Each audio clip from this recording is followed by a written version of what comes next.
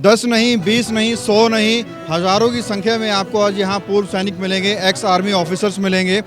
हमारे सिपाही से लेकर सुबेदार मेजर तक 8 रैंक हैं। हमारी औसतन बढ़ोतरी 5.72% हुई थी। हमारे जवानों को, हमारे जेएसयूज़ को धोखा दिया है और हमारी जो ओआरओपी में जो बेसिक पेंशन बढ़नी चाहिए थी वो बढ़ने की जगह पर घटा दी गई है। नमस्कार, मैं हूं प्रवीण। आज जंतर मंतर पर हम लोग मौजूद हैं, जहां एक विशाल धरना प्रदर्शन चल रहा है। जो देश के पूर्व सैनिक हैं, जो देश के पूर्व जवान हैं, जो अब पेंशन पे हैं, जिन्होंने देश की सेवा की, जिन्होंने सरहदों पर अपने परिवार से दूर रहकर देश के लिए लड़ाइयाँ लड़ी, वो लोग आज जंतर मंतर पर अपने हक की लड़ाई लड़ने के लिए पहुँचे हैं। ओआरओपी और एमएसपी जैसे तमाम मुद्दे हैं जिनको लेकर आज ये पहुँचे हैं, और पूरे देश से जो पूर्व सैनिक हैं, उनके तमाम जो संगठन हैं, वो आज आपको यहाँ नज़र आएंगे। ये देखिए, पूर्व सैनिक अधिकार रक्षक महासंघ के कुछ लोग मेरे साथ हैं, इनसे बात करते हैं।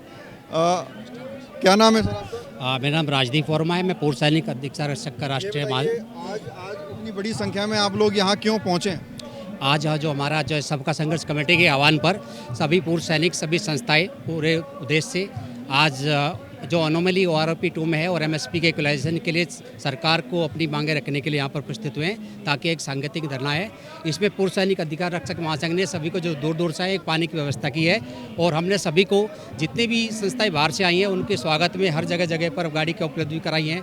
राष्ट्रीय विज्ञान केंद्र प्रगति मैदान से यहाँ तक का उनका जो है वाहन के लिए भी व्यवस्था की है। बताइए, ये मुद्दा कब से चला आ रहा है और कितनी समस्या होती है आप लोगों की जो आपको आज यहाँ पर आना पड़ा?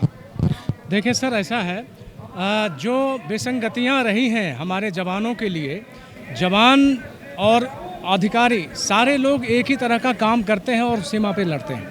हमारी जब सुविधाओं की बात होती है तो उसमें जो रेशियो होता है हमारे सैलरीज़ का या पेमेंट का, उसमें हमेशा से बहुत ज़्यादा डिफरेंस रहा है। चाहे वो डिसेबिलिटी पेंशन की बात हो, चाहे वो एमएसपी की बात हो। एमएसपी की अगर हम बात करें तो वो एक ऐसा अवार्ड है जो सरकार के द्वारा सैनिकों को दिया जाता है। तो सैनिकों के लिए जो डिफरेंस है वो बहुत ह्यूज डिफरेंस है, जो जवानों को दिया जाता है और जो अधिकारियों को दिया जाता है। तो हमारी मांग है कि उसको सबके लिए बराबर किया जाए, क्योंकि वो एक ऐसा पुरस्कार है, जो अवार्ड है, जो सारे सैनिकों के लिए समान परिस्थितियों में लड़ने वालों के लिए लागू किया जाता है। इसी तरह से हमारी जो डिफरेंसेज हैं, जो पेंशन्स के लिए हैं, डिसेबिलिटी पेंशन्स में भी जो रेशियो है उसका भी बहुत बड़ा डिफरेंस है। ओआरओपी 1 में जब सरकार लागू की थी तो लोगों को ये उम्मीदें थी कि हमारी सारी मांगों को उस हिसाब से उद्धृत किया जाएगा और उसको अनुशासित किया जाएगा, लेकिन बहुत सारी विसंगतियां उसमें भी रही। हमारे भाई जो कोई सुबेदार मेजर रिटायर हैं, कॉन्ट्रेडी कैप्टन रिटायर हैं, उनके सैलरीज में पेंशन्स को लेके उनको अभी तक करेक्ट नहीं किया गया। अगले साल चुनाव भी आने वाले हैं लोकसभा के। अगला कदम आपका क्या होगा? क्या आपने कुछ रणनीति बनाई है कि इसी सरकार में अपनी मांग मंगवा लें? इसी जो दौर चल रहा है, कार्यकाल? सर, चुनावी रणनीति की बात नहीं है हमारे लिए। हमारे लिए ये है कि सरकार चाहे जो भी हो, हमारी मांगें जो पूर्व सैनिक परिवारों के लिए है और पूर्व सैनिकों के लिए है, उनकी मांगों को उद्धृत किया जाए। मंतर पहुंचे हैं, अगला कदम क्या होगा? अगला कदम अगर सरकार नहीं मानती तो हमारे और भी रैलियां करने का प्रावधान है। हमारे आपस में भी डिस्कशन चल रहा है सभी संगठनों से। उसमें पूर्व सैनिक अधिकार रक्षक संघ ने ऊपर बढ़ चढ़ के हिस्सा ले रहे हैं, और हमारे सारे राष्ट्रीय प्रवक्ता, राष्ट्रीय अध्यक्ष भी हमारे साथ हैं। तो इन सब चीज़ों पे हम काम कर रहे हैं कि आगे रैली करेंगे, और अगर नहीं माना तो जाहिर है कि सरकार में चुनाव की प्रक्रिया को भी हमारे पूर्व सैनिक उसको डिफरेंस देने के लिए तैयार हैं और वो कर सकते हैं। आपका क्या नाम है सर? सर, मेरा नाम सरदारा सिंह है। आए हैं? मैं जिला बिजनौर से आया हूँ, उत्तर प्रदेश से। मांग उठाने सर, मैं अपनी तरफ से, एसोसिएशन की तरफ से सबसे पहले मोदी सरकार का धन्यवाद करता हूँ कि जिन्होंने 70 साल बाद हमारी ओआरओपी को मंजूर किया। लेकिन बड़े अफसोस के साथ मुझे ये कहना पड़ता है कि ये जो ओआरओपी 2 लागू की गई है, इसमें कुछ शरारती तत्वों ने हमारे जवानों को, हमारे जेएसयूज़ को धोखा दिया है, और हमारी जो ओआरओपी में जो बेसिक पेंशन बढ़नी चाहिए थी वो बढ़ने की जगह पर घटा दी गई है। इसलिए मुझे पूरा विश्वास है कि मोदी जी हमारी समस्या को ज़रूर सॉल्व करवाएंगे, क्योंकि ये सरकार बहुत अच्छी है।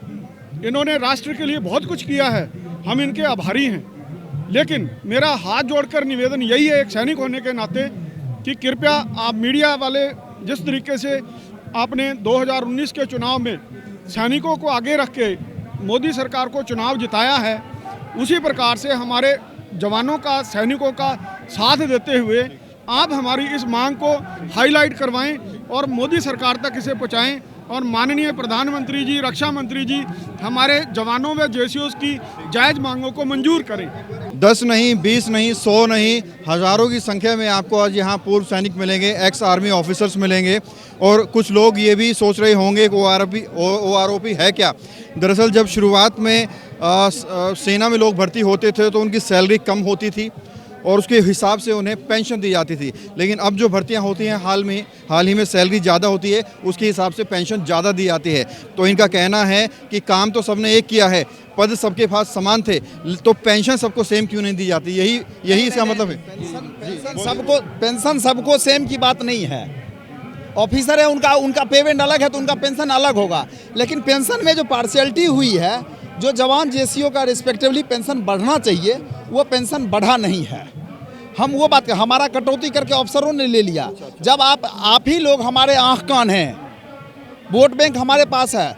OROP 1 जब आया था, हमारे माननीय साथी ने कहा ना कि हम मोदी जी ने हमरा दिया, हम उनका बहुत सम्मान करते हैं। सही बात है, दिल से सम्मान करते हैं और इसी सम्मान का नतीजा है कि 2019 में उनको अपने अनुमान से ज़्यादा जनमत मिला और आज वो हैं।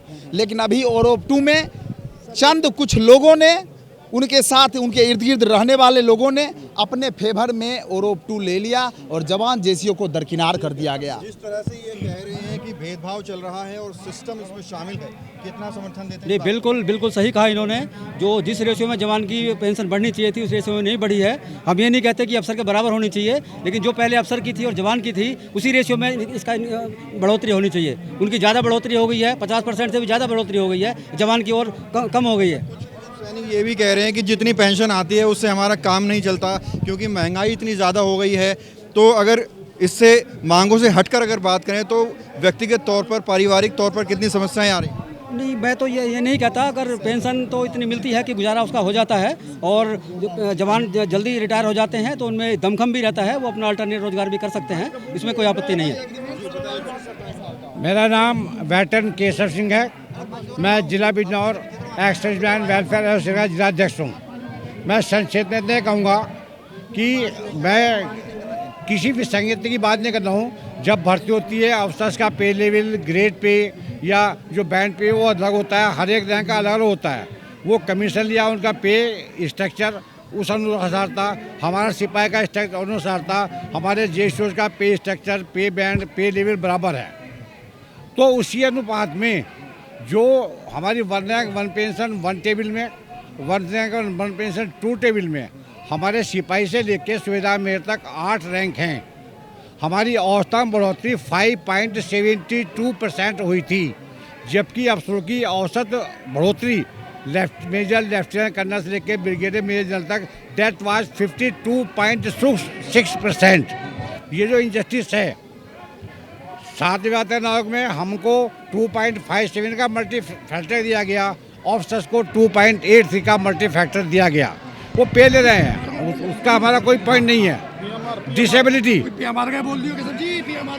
फिर दूसरा MSP मिलिट्री सर्विस पे, that is called hardship allowance, यानी एक ही बॉर्डर पे, एक ही जगह सियाचिन ग्लेशियर में, आपके सिक्किम में, लद्दाख में, गैंगटॉक में, पहलगाम में, गलगान में हम सभी जवान एक साथ काम करते हैं। ऑफिसर्स को 15,500, जवान को 5,200। तो ये जो MSP हमारी पेंशन में इंक्लूड होती है उसका हाफ, तो अफसर को 15,500 के बाद उसको 7,250 का बेनिफिट है। हमको केवल 2600 ये बराबर हो, दैट इज़ हार्डशिप अलाउंस। दूसरी बात, कुछ जो हमारे सैनिक डिसेबिलिटी हो जाते हैं, अपनी परिवार के कारणों की वजह से मजबूरीवश नौकरी छोड़ने को मजबूर है, या फौजी कारणों से उनको निकाल दिया जाता है 35-36 साल में किसी वजह से में ग्राउंड, तो वो उनको इसका लाभ न दिया जाना भी उनके विरुद्ध अन्याय है।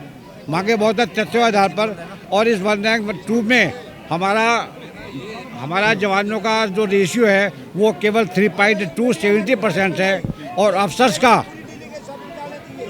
का जो रेशियो है वो 39.96 है। तो हम चाहते हैं जो बढ़ोतरी है वो that should be in equal ratio. तो ये तमाम लोग हैं जो अपनी मांगों को लेकर जो है जंतर मंतर पर बैठे हुए हैं।